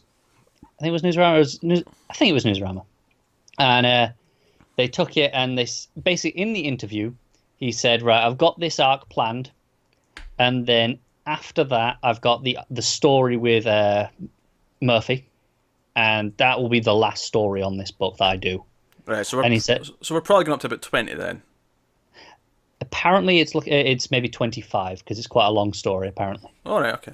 From earlier reports and talk, it was originally a 6 or 8 issue arc, and it's kind of extended. Okay. So we don't know the number, but we know that he's got a couple of arcs left, and then he's done.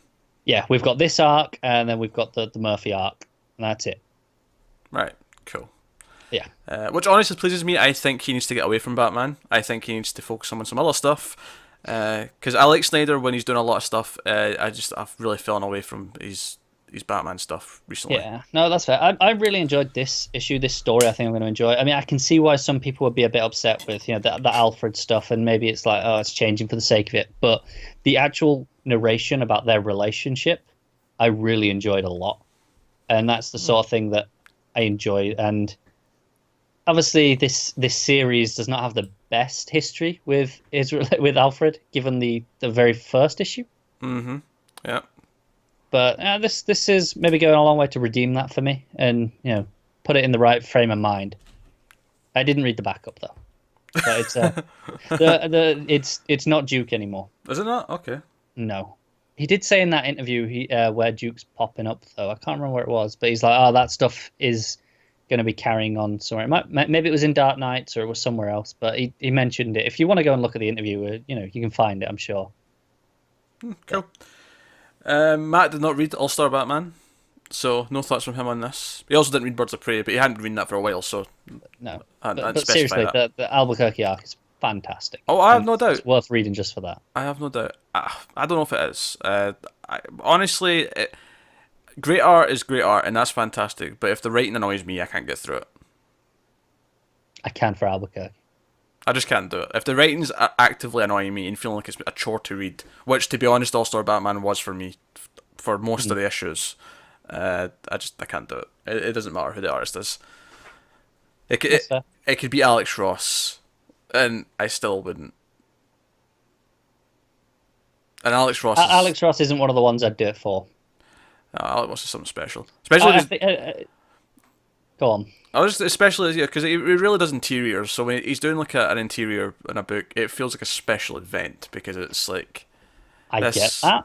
I actually don't rate his interiors all that much.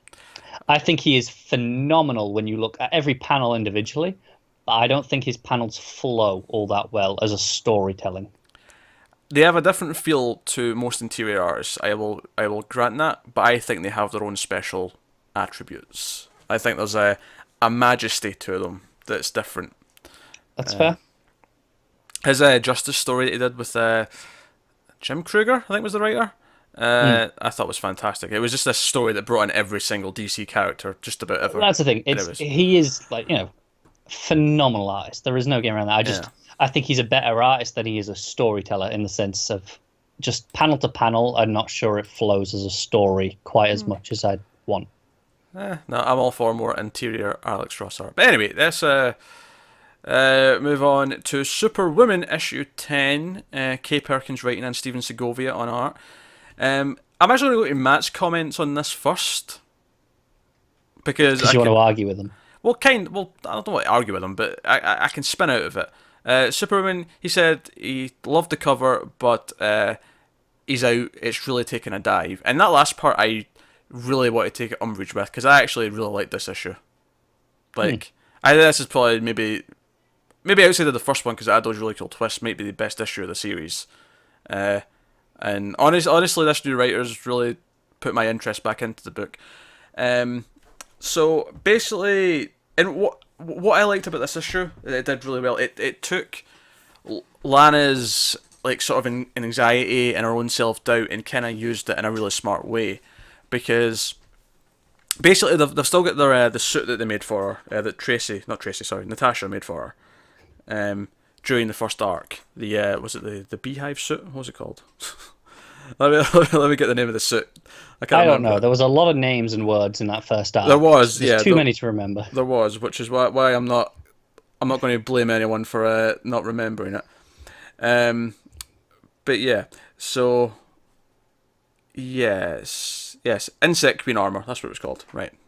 You can see where I got beehive suit from because it's yellow as well. Sure. I felt like it but- would have made more bee puns though if it was a beehive thing. Probably. But they basically test the suit because they find that the suit is still giving off energy for some reason, even though she's lost her powers. And basically, what we find out throughout the issue is that the suit, because of the way it's designed, because it's tied to her genetically, has retained the powers. So that if she's wearing the suit, she still has the powers, but she doesn't have the powers outside the suit. All right, which is a little bit convenient. It's basically just a way for her to still be a superhero. Yeah, it kind of works for me in the sense that it makes her, she has to change into the costume. She can be vulnerable though, because when she's out of the costume, she is just a human being, and that can be trouble. But basically, they put her into this chamber to test the suit, and the suit kind of goes through her inner thoughts and like what's worrying her right now. Because we open with like her having a nightmare. It's basically just the events of what's happened with Superman and becoming energy and all that stuff, and like all of it, like all the trauma that came from that. And it basically goes through all that, and Natasha and John actually, like, this is the first they find out that she's not been sleeping, that she's had no appetite, that she's struggling with life right now. And we sort of learned a lot of that when she was with Clark last issue. But it's going through all that, and it brings up some other old threads about Natasha's little brother who was kidnapped by a supervillain when he was younger. And we learned some stuff about that, which comes into it later. But what I really liked is it's basically the whole idea with this chamber and her suit is that it's kind of her own current like subconscious is attacking her, because it starts like actually attacking her with machine guns, and we find out she's actually like powerful enough with the suit on to take it, like, because she still has her powers with it. But I like the simple little idea that it's using her own self-conscious against her. So because she is beating herself up, because she has all this doubt, that doubt is actually physically attacking her in this chamber. It plays with that a little bit, and I actually kind of like that. I mean, she basically decides that she actually is Superwoman, that she is this person. The suit kind of like becomes that suit again. Like, it actually forms the S and does all that stuff. A little flashback with Clark when he tried to cheer her up and all that. And we see she wakes up again in the middle of the night, but this time she it's not a nightmare. She has a dream about Clark comforting her, and she finds out that Natasha's dad, who is also a villain called Crash, has escaped from prison, as well as Skyhook, who is the villain who kidnapped Natasha's little brother. Because there's a flashback at one point with Natasha not being picked up from school, like her dad just doesn't show up. Right. And we sort of learn that she's so close with her uncle because he kind of stepped in and became the father for a lot of her childhood. And she's living with him and stuff now, so that makes sense. But by the way, Skyhook looks pretty badass. Right, I want to point this out. I actually really like the art. Steven Segovia, of course, was doing a lot of action issues recently. He's been popping up quite a lot in that. Yeah. So the art's really up. And what I love is, so basically we go through all this stuff with her self-doubt and her kind of realising she still has the powers with the suit. She gets up in the middle of the night and sees this news report that Skyhook's been escaped from prison and he's out. And she basically has a stupid idea, despite the fact that she's not trained, despite the fact that she's feeling vulnerable. She puts on the suit and she goes to face him. And it's like pouring a rain. And Skyhook's kind of got this almost Grim Reaper-esque like hood, and it's like darkness, but like the eyes are like fire.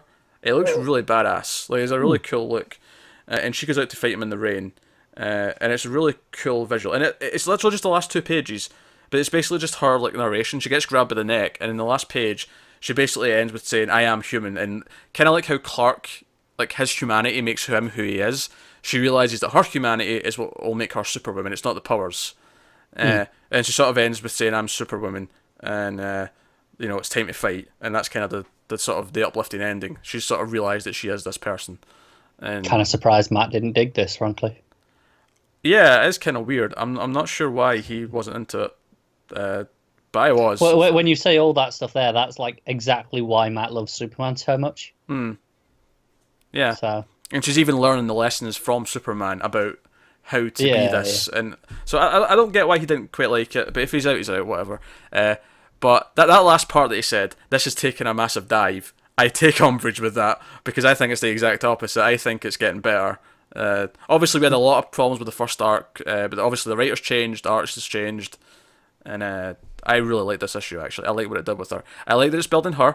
I like that it's building a lot of her supporting cast. Because Natasha gets a lot in this, and this whole idea of her little brother being kidnapped. He's still never been found. He was kidnapped when he was 8, and they still don't know where he is. Presumably dead, although it's a comic book, so he'll probably show up alive at some point. Yeah, I was going to say, why would you presume anyone's dead in a comic story? Well, when I say presumed dead, I mean like the characters would presume he's dead at this point. I don't know. Connor, in any real life situation, if a kid went missing when they were 8 and they've not been found for years, you'd probably assume they're dead, right? You agree with that assertion? From an outside perspective, you might assume they were dead, but typically the families don't. That's kind of how it goes. That's all I meant. I didn't mean literally. That's why I corrected myself. It's a comic book. He's probably alive. I just mean... Yeah, what I'm saying is they're probably hoping and thinking he's still alive somewhere as well as his family. You just arguing with me for the sake of arguing with me. You know what I meant. God damn it. Yeah, so I really like the art. I really like what it did with Lana's character. I like that it's building up her, Natasha specifically in this one, but by extension also Steel, because he's connected to that. Yeah. So it's given her a stronger supporting cast. It's kind of becoming the book that I wanted it to be after that first issue, which is nice, because it got really bogged down with being over-told with Lena Luthor and all the rest of it and all that was going on, and it was a confusing read. Yeah. But I like this one. And then the last page is glorious. It's her being grabbed by the neck and the rain's pouring down. There's rain like pouring down her face, but she's got the heat vision eyes and they're like steam coming from the eyes, and she's like pretty cool. She looks determined despite the fact she's been grabbed by the neck by this. Again, I have to really emphasize this. I mean, Skyhook is a really weird name. I don't know why he's called Skyhook, because he has nothing about him that makes me think of hooks or sky. But I mean, I think, I don't know, Fire Eyes would be a better name, or Skyhook. That's that thing, right, where they, when you in sci-fi, you have the big ship and they drop down the platforms that go down to the earth or down to the ground, and it's like, a big wide open space, with like gardens and stuff on it. I think that's a Skyhook. Is it? For some reason, I was thinking of when you go skiing. I was thinking not a ski lift, but I was thinking of like a Skyhook being something you'd use. I don't know. Like, I don't know, it just made me think of that, I guess. I think of that, or I think of like a big grapple gun. Yeah, why not? I don't know. That's what I think of.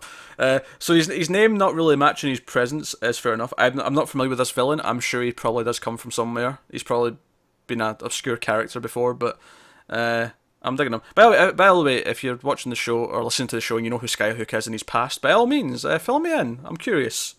He looks cool. Or just tell us about the name, at the very least. Yeah, why not? But no, I really dig Superwoman, so I am disagreeing largely with Matt. I will continue to read this quite happily. And I already dropped GLA for this week, so I have room. I have convenient room. Week 2 wasn't so bad. Admittedly, that's partly because Flash got pushed, but still. Yeah. Means week 52 is going to be a big week. Alright, so that's Superwoman number 10. Back over to Connor, Hal Jordan and the Green Lantern Corps number 20. Robert Venditti writing and Rafa Sandoval on art. I put an extra syllable in there for some reason when I said that.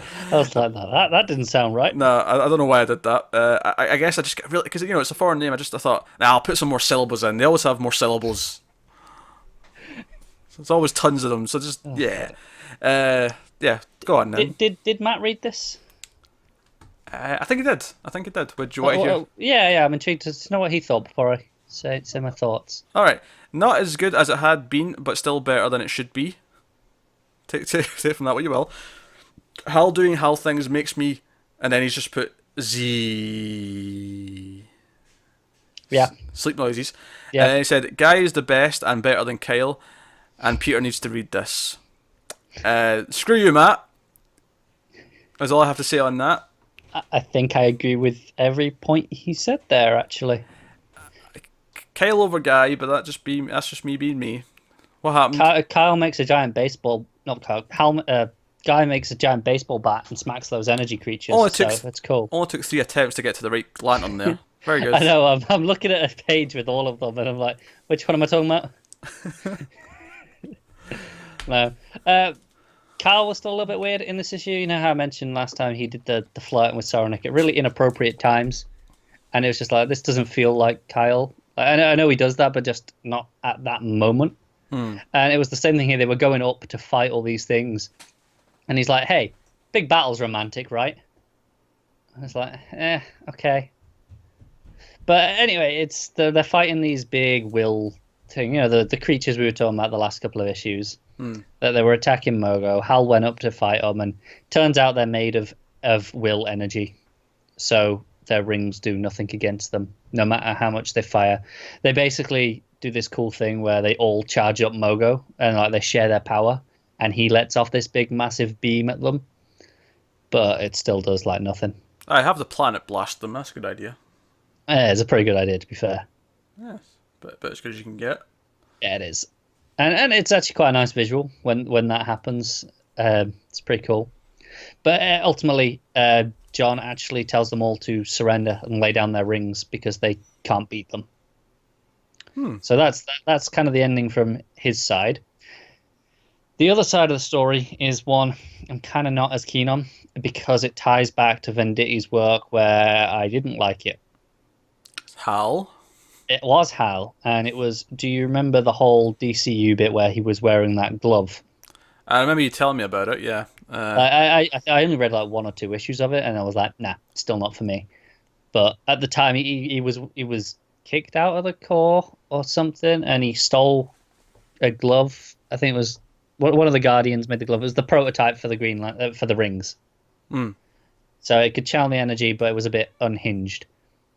And it's what he used to create his own ring at the start of this series. But the whole thing was that glove actually is sort of sentient, and it bonded with Hal to a degree, and it created all these things. And Scaro, was that his name? I can't remember the villain's name, but not to be confused with Starro. Scaro. No, sure, it was definitely there was an S and there was a K in there somewhere. But basically, he said that his Hal once told his father where this glove was buried, and then his father told him, so that's how he knows about it. And he basically ends with this big gauntlet, and then the creature coming out of the earth under this planet, it's kind of like a Green Lantern looking thing, but made out of will. It's just made out of the energy, and him going, oh, he'll have to battle his own creation. And I'm like, okay, Hal. Every Hal plot in this has been kind of boring, and it's always the worst part of the book. Everything else has been really good. Interesting. Yeah. Oh well, there you go. That's Hal Jordan, the Green Lantern Corps. That'll tease out the final book, which is one I read. New Superman, number 11. Gene Luen Yang writing, Billy Tan on art. Bogdanovich is gone. He's away doing Action Comics issues now. Didn't do this week's, but he's doing some of them. I kind of like Tan. Usually, I'm hit or miss with him. I know he's good in this. Like as much I pointed that out because it's a change, but I'm just saying. I've sometimes I'm like, oh, he's great, and other times I go, eh. Honestly, it does a quite a good job of continuing a similar style. It doesn't feel like a massive departure from the previous style. Because I definitely wouldn't have said he had a similar style. When I think of his work in general. Well, obviously, I think the coloring is the same and stuff like that. That helps kind of keep it tied, sort of grounded together. But certainly there was nothing in it that made me go, oh, this is so different that it's taking me out of this or anything like that. Part of this one was actually really fun. So Avery from The Flash, who joined the book over the last couple issues, who's now the China Flash, right? And they do point out that she is actually American Chinese, but whatever. She's part of the Chinese Justice League now, and they're doing tests with her back saying delay and are testing her powers and stuff. And Keenan unlocks his super speed, because he's doing more of his meditation stuff, and and there's some really fun banter there as well with Ming Ming, who works at the ministry. Was like, I never noticed that Ming Ming looks as this attractive before. Too bad she's not my type. And then Ming Ming says, "Hey King, something I need to tell you." "Yeah, I know. Yeah, but you're not my type." Like he just says that out loud as if that's what she's going to ask him. But But he's actually his legs are vibrating because he's getting his super speed. He's kicking in to his new powers. But basically, him and Avery have a race because he just shows up at the Ministry. He's like, "Hey, I got my super speed," and they're like, "Oh, let's find out who's the fastest person in China." And they just start speeding around. And they basically classic trope: Superman versus Flash. But they basically start like cheating. Like they keep trying to trick each other by like stealing the other one's kinetic energy, like tricking them into thinking they're stopping for a break and stuff like that. And it's just fun. But so that's all going on. And then meanwhile, the China White Triad group murder a scientist that we met like several issues ago underwater, and it all ties into Delane's backstory about her being found in concrete, and like she escaped from like a concrete prison, and it was to do with this sorcerer, Monk Fahey, who's a sorcerer whose spirit animal is a turtle. And is that important? Yes, it is important. I'm getting to it. It's definitely I wasn't important. sure if that was just an ancillary detail you were going, enjoy this one, or if that's something that you need to know. So the China White Triad like bring him up because he's trapped in stone at the bottom of the river or the ocean, and they bring him up to the boat and they inject. They mention, oh, this is something from one of Superman's villains. It turns out it's actually like a Doomsday like serum or whatever, and basically so he breaks out of the rock and he becomes a giant Doomsday-esque turtle kaiju. This sounds phenomenal. And he's coming towards the shore. Basically, Keenan and Avery kind of run into it and like, oh crap, there's a tidal wave coming because there's a giant turtle coming towards the city. And they and then Baxi and Delane show up as well. And Delane's sort of taking charge and they all sort of try and fight him and save people. And Robin Bot's around. He's flying now. There's a little flying robot. It's kind of like Skeet almost, but he's Robin Bot. Okay. And that's fun. Oh, this was a blast. Like I was really into this. Oh, that sounds pretty fun. It seems like Ching may be behind the whole thing. Like that he maybe hired the China White Triad to do all this. But no, so we got a kaiju basically coming towards the city, and they're all at one point. Delane's basically saying, "Oh, I'll turn myself in. I'll sacrifice myself if you save everyone." And then the others kind of like grab her and say, "No, you're not killing yourself. We can deal with this." But no, I can't get over just how fun this ended up, because it was just the race itself was fun, and then you introduced Turtle Kaiju, and I'm just like, there's a giant, because it's like a turtle, but it's got like sort of some doomsday spikes kind of thing going on, coming out of its shoulders and stuff. So it's got this like demonic kind of look to it. But no, it was super fun. But no, that was New Superman. I'm just checking to see if there's anything else that I'm glossing over. But that was. And I assume Matt read New Superman. I think he did. Oh yeah, I didn't mention the ending. So basically, they're getting their asses kicked, and what's her face back at the Ministry is being like harassed by the Chinese Prime Minister, whoever, who we see is actually being like kind of like edged on by someone else, Ching, I think. But it cuts to basically it's like, oh, release Superman Zero, who is the Superman from the Final Days of Superman from China, that remember was going nuts and he was killing people and he was burning up. So the actual end of the book is that Superman Zero shows up. He Keenan sees like heat vision hit it, and he's like, oh, Superman's here, and he turns around, no, it's not Superman, it's Superman Zero, and he's got like a slightly modified version of Keenan's costume with a black cape. Okay. So that's the big ending. So we now have Superman Zero. The arc is called the Zero Ultimatum, so it seems like he's going to be a big part of it in dealing with Superman Zero. So no, that was the ending. But no, giant turtle kaiju, and Avery's like a proper part of the team now, and like she's bantering with the others. She seems kind of childish, kind of like Keenan is. Like she's because she only seems to care about like getting faster at her own speed. Yeah. So she seems kind of childish in that sense. Plus, it looks like we're going to get a little bit more of Delane's backstory and how she became who she is and why she has her powers. And kind of this ties into like something that's going on. And I'm guessing like she might be quite old then. Like she may actually not just be as young as she seems. If like this, because this sorcerer's apparently been down here for a long time. So okay. I'm wondering how that's going to like tie in and let us know what's going on with that. So no. Nice to see some cross pollination from the the other Rebirth books. It's been very good with that since Rebirth, but yeah, like Raptor and Deathstroke. Now we have Avery being the Chinese Flash for New Superman, and we've had some other stuff pop up here or there. I like it. It seems like the editors are really on the ball. Yeah, really are. But But no, not only it's because it wasn't just, like, at first it seemed like it might just be a cameo when he was in the US for a couple of issues. Yeah. But she's like a proper team member now, and it feels like no, we have 4 members now. We have Chinese, Superman, Batman, Wonder Woman, and Flash. Yeah, it feels like she was made in Flash anyway, and they were like, "Hey, let's just use it." And the editors were like, "Yeah, use this one." Yeah.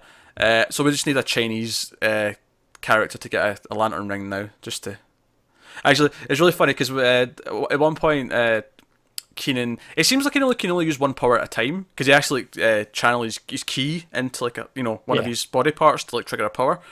So that seems like a sort of thing, like a handicap that he's got now. He can only use one at a time. But it's at one point because he uses X-ray vision to help Avery like get to various people to save them because they're all being flooded because of the tidal wave, but he ducks down to save some people who are already underwater, and basically his narration says, we should really rethink our stance on having a Chinese Aquaman. And I thought it was pretty funny. Yeah. But no, so that was New Superman. A lot of fun. I had no complaints about any of my books this week. Really, like I had fun, and admittedly that kind of happens when I cut out the ones I wasn't feeling, like All Star Batman, and JLA. But like I had a great week of books. That's the real question. Which one would you rather read? This week's issue of JLA or this week's All Star Batman? Probably All Star for Albuquerque, because that's. At least you've got something there. Yeah, I've got the art to like gawk at. I mean, that's at least the thing. So what did Matt think of that? Well, what did Matt think of that? That's a good question. What did Matt think of that? Opposite of Superwoman, I disagree with that part.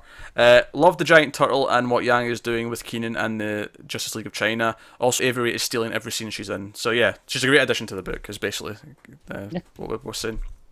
Yeah. For me, probably that and Superwoman are kind of. I mean, I'd probably say New Superman's definitely been better the whole way through. Like, New Superman's been good since the start, and it's been very consistent. But this issue to this issue. This issue to this issue, though, I'm not sure I'd necessarily pick one over the other. I might have to in a minute. Yeah, I know.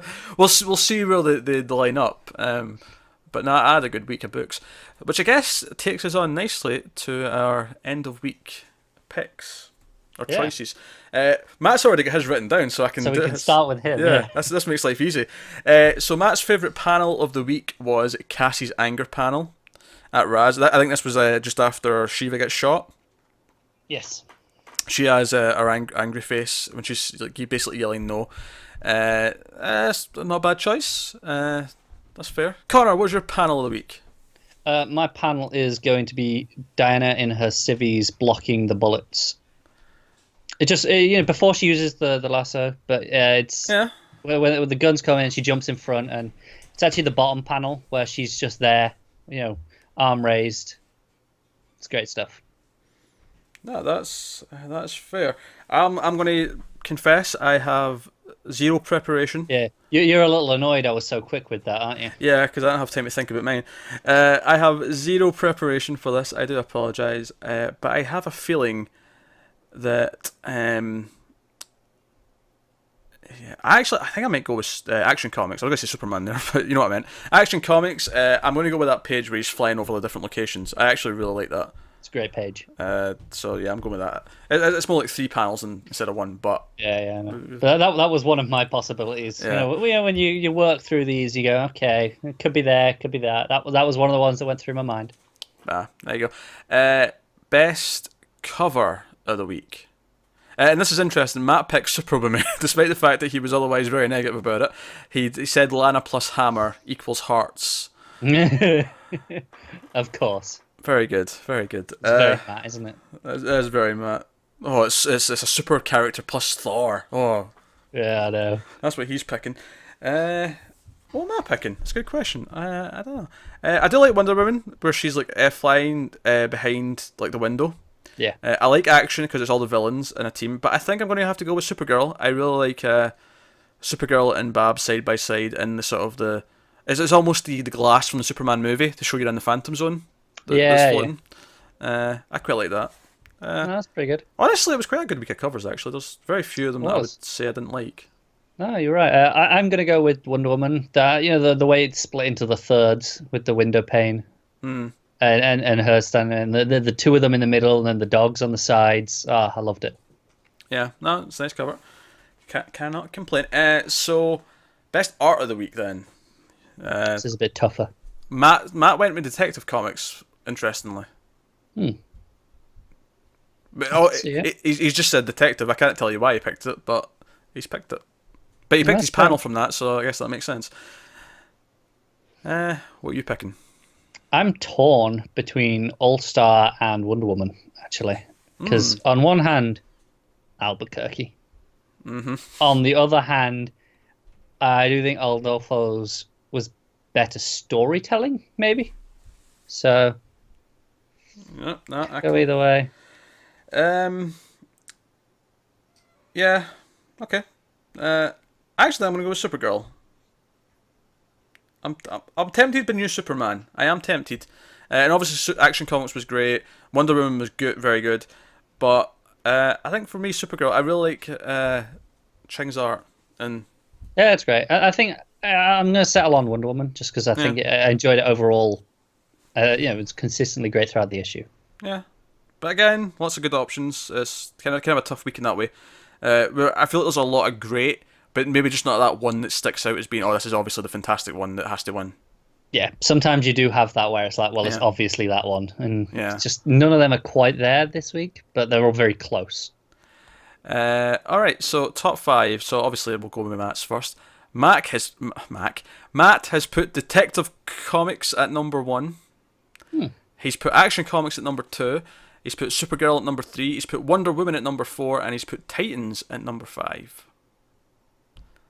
Connor, what was your top 5 of the week? Probably nothing like that. Okay, no unanimous picks this week. Go on. No. Wonder Woman is number 1. Okay. 2 is probably... probably go Detective, then Action. And then... I guess it's the same books, just in a different order, because then I'll go Supergirl and then Titans again. Alright. Okay, what am I picking? I'm really... You read some drastically different books to me and Matt. I did, yeah, so that may completely shake things up. Honestly, I think I'm going with Supergirl at number 1.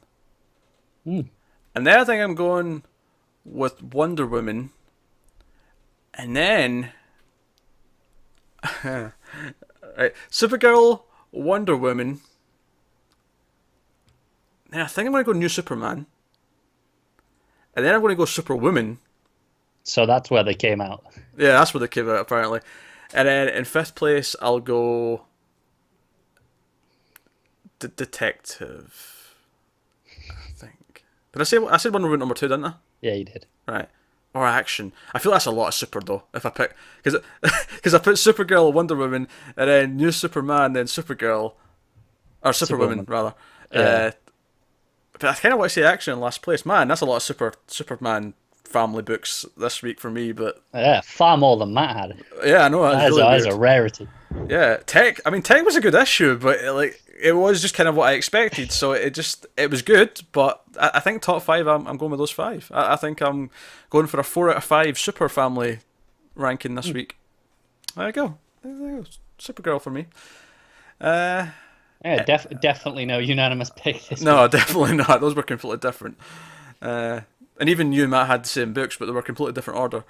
Yeah. Alright, cool. So, there you go. I guess that leaves me with a couple of things. I'll tell you what's coming next week. Obviously, typically we would have had the Flash this week, but obviously that's been pushed to next week. So the final of the button is going to be next week in the Flash 22, which neatly ties into our 52nd episode, which of course is a big deal because it's 52. It's kind of it's a double-edged sword because it's 52. We want to do something special, but then just wait till you hear this stack of books that they've got for us. I know, it's a really big stack of books that we're going to be talking a lot about. That said, we do have something slightly extra planned. It's not a big thing, but we're going to do some favourite sort of. We do the top 5 at the end of the week. We're going to have like a top 10 of something between us, the 3 of us next week. So that's the little bonus thing we're doing for episode 52. But it's going to be a big episode anyway because we have so many goddamn books. So the Flash number 22. We have Teen Titans number 8, which is the next part of the Lazarus contract. We also have Batman number 23. we have Batwoman number 3, Green Arrow number 23, Green Lanterns 23, Nightwing number 21, Super Sons number 4, Superman 23, Trinity number 9, The Odyssey of the Amazons number 5, and we're not covering them, but they are also out. Aquaman 23, Harley Quinn 20, and Justice League number 21, which actually reminds me of something I forgot to mention in New Superman. Also, Justice League Power Rangers 4 is finally next week. Oh, is it? It's been delayed for like a month and a half. Yeah. There was a scene in New Superman with Amanda Waller and Lex Luthor, and she was grilling him about bringing Keenan to the country without her knowing. And when she goes back out into the limo, Harley Quinn is driving the limo. And she's like, "Did you get what we came here for?" And she wanted the security tape of Keenan using his powers. And Harley's like, "Yeah." And then she's like, "Oh, I really liked it. They invented water torture." And then Waller's like, no, that was actually the Italians. But I'll keep your suggestion in mind if things need to get creative. Cool. Yeah, so there was a Harley in the Amanda Waller cameo in New Superman. I forgot to mention that, because it was so separate from everything else, but it was a thing. Yeah. Alright, cool, so that's what's coming next week. And as we said at the start of the show, for the patrons, they have the vote up for the trade that we'll cover in the 5th week episode in May this month. So that's Teen Titans: The Judas Contract, Black Canary, Zatanna Bloodspell, Superman: Secret Identity, or Legion of Superheroes Volume 1: Teenage Revolution. So one of those four will be reviewed and discussed in the 5th episode this week, this month I should say. So for Patreons, you can go and vote in that. Of course, you can become a patron. That is in the $5 tier. For $5 a month, you get to vote in that. You also get some bonus comics bits, such as the review of Aliens Dead Orbit issue 1 that me and Connor already have up. But we're also planning reviews of Archie comics, Power Rangers, and I believe Matt and Connor might do some Star Wars stuff at some point. They're just kind of figuring out what they want to do I'm with waiting for see if Matt's caught up yet. Yeah, because this week was actually the start of the new Star Wars crossover. I think, well, it's weird because there's obviously a few Star Wars books, so it becomes an idea, like, do you want to do one for just the main book, or do you want to do like a little thing where you do like the 2 or 3 books just once a month that's Star Wars-y? Yeah, or it's typically there's like a Star Wars book every week. Yeah, so it's like, what ones do you do, which ones do you both want to cover?